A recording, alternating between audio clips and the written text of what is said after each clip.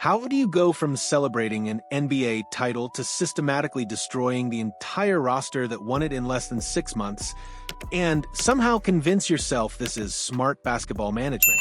Ladies and gentlemen, we are witnessing something unprecedented in professional sports history: a reigning NBA champion committing organizational suicide in real time. The Boston Celtics, barely 6 months removed from hoisting banner number 18, have embarked on the most aggressive roster demolition project we've ever seen from a championship team. And the scariest part? They're not even finished yet. What we're watching isn't strategic roster management or forward-thinking salary cap planning. This is pure panic, organizational terror disguised as financial responsibility, and it might go down as the most catastrophic front office meltdown in NBA history. The latest victim in this championship roster massacre could be Anfernee Simons, and the proposed trade to get rid of him is so bad it makes you question whether the Celtics front office has completely lost their minds. Let's recap the absolute carnage that Boston has inflicted upon their championship roster in just a few months. Kristaps Porzingis, gone. Drew Holiday traded away. Al Horford allowed to walk. Luke Kornet released into free agency. These weren't fringe players or bench warmers.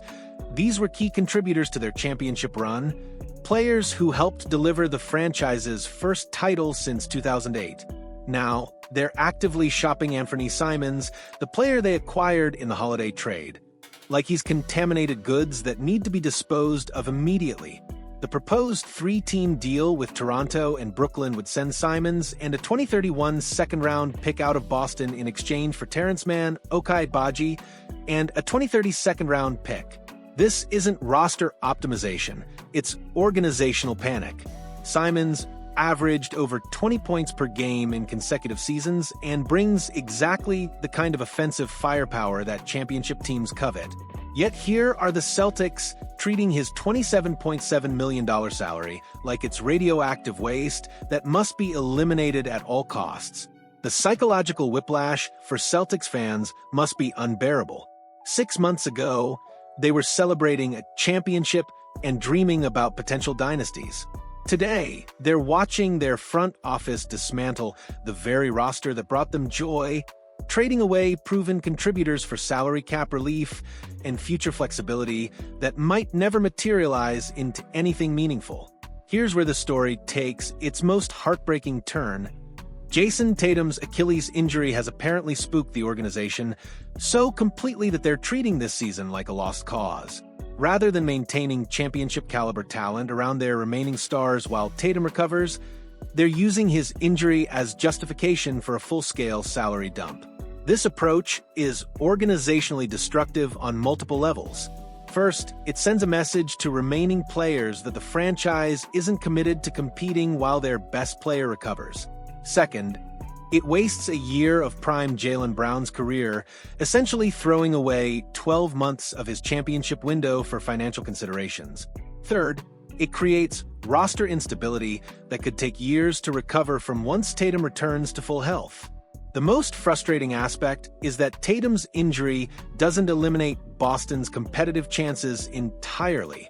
Teams have won championships with their best players missing significant time, and the Celtics still possess enough talent to remain competitive in the Eastern Conference.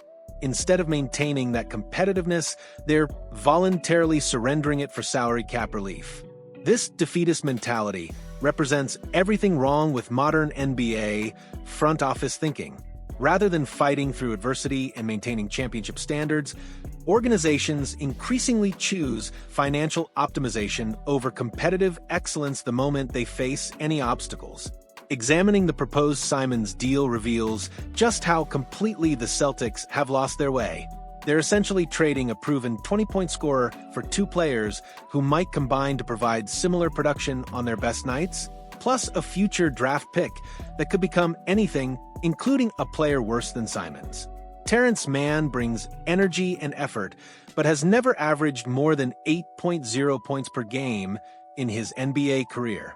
His $15.5 million salary might be movable, as Andy Bailey suggests, but it's also money paid to a player who provides minimal offensive impact. Ochai Agbaji, despite being a former lottery pick, has struggled to establish himself as a consistent NBA contributor, averaging just 10.4 points per game during his best professional season.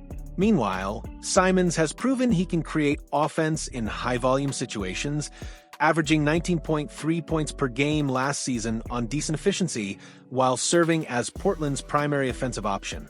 He represents exactly the kind of secondary scoring that championship teams need when their primary stars face inevitable shooting slumps or injury concerns. The basketball math doesn't work. Boston would be trading away legitimate offensive firepower for hustle, effort, and theoretical future value. It's the kind of move that looks smart in spreadsheets, but catastrophic on actual basketball courts where games are won and lost. The root cause of Boston's organizational panic lies in their paralyzing fear of luxury tax penalties and collective bargaining agreement restrictions. The first and second apron thresholds have become existential threats in their minds rather than manageable financial obstacles that successful franchises routinely navigate. Bailey's analysis reveals the twisted logic driving these decisions. He suggests the trade would bring the Celtics below the first apron line while providing another potential trade chip in Terrence Mann. This approach prioritizes salary cap positioning over basketball talent, treating championship contributors like financial burdens rather than competitive assets. The cruel irony is that luxury tax penalties are designed to be paid by successful franchises. These aren't punishments for poor management, they're the cost of maintaining championship-caliber rosters in a league designed to promote competitive balance. Teams that win championships typically accept these penalties as necessary expenses for sustained excellence. Boston's terror of these penalties has created a decision-making framework where financial considerations trump basketball logic. Instead of asking, does this move make us better? They're asking, does this move save us money? The predictable result is a roster that becomes less competitive while achieving arbitrary financial benchmarks. Perhaps the most infuriating aspect of Boston's approach is how it wastes their championship window with elite talent. Jaylen Brown is entering his prime years, and the supporting cast around him in Tatum, when healthy, provides a foundation for multiple championship runs. Instead of building upon that foundation, they're voluntarily dismantling it. Championship opportunities don't come around often in the NBA. Even the most successful franchises might wait decades between legitimate title chances, making it organizationally inexcusable to waste competitive windows for salary cap relief. The Celtics seem to have forgotten that the goal isn't building the most cost-effective roster, it's building the most competitive one. Brown's individual excellence deserves better than watching proven contributors get traded away while he's expected to carry increased offensive responsibility. Championship teams surround their stars with complementary talent, not force them to compensate for artificially created roster weaknesses. The timing makes it even worse. Brown is 27 years old and entering what should be his peak years. Rather than maximizing these seasons with championship-caliber supporting casts, Boston is asking him to do more with less while they prioritize financial flexibility over competitive excellence. Boston's desperation to shed salary also destroys their negotiating leverage in ways that hurt their return value in trades. When teams know your salary, dumping rather than optimizing your roster, they adjust their offers accordingly, providing minimal compensation because they understand you're operating from financial desperation rather than basketball strength. This creates a vicious cycle where the Celtics accept poor returns because they've advertised their willingness to prioritize salary relief over fair value. Instead of maximizing their assets' worth, they're essentially conducting a fire sale that other organizations can exploit. The Simons trade perfectly illustrates this dynamic. Boston isn't receiving equal value for his offensive production, they're getting whatever combination of players helps them achieve their salary cap objectives. It's organizational malpractice disguised as financial responsibility. Rather than panic trading valuable contributors, Boston could embrace luxury tax penalties as investments in sustained championship contention. Successful franchises typically view these costs as necessary expenses for maintaining competitive advantages rather than existential threats to be avoided. They could also explore more strategic roster moves that maintain competitive balance while achieving financial objectives. Trading true role players rather than proven scorers, restructuring existing contracts, or making deadline deals that improve rather than reduce talent levels all represent superior alternatives. The most logical approach would be maintaining roster continuity while Tatum recovers, positioning themselves for championship contention once he returns to full health rather than surrendering competitive seasons for theoretical future flexibility. Boston's current approach could create long-term damage that extends far beyond immediate financial savings. Players around the league are watching how the Celtics treat championship contributors, and it's not sending positive messages about organizational loyalty or commitment to sustained excellence.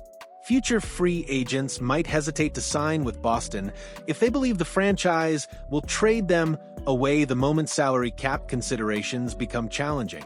This reputation damage could make roster construction more difficult and expensive in future seasons. The psychological impact on current players also can't be ignored.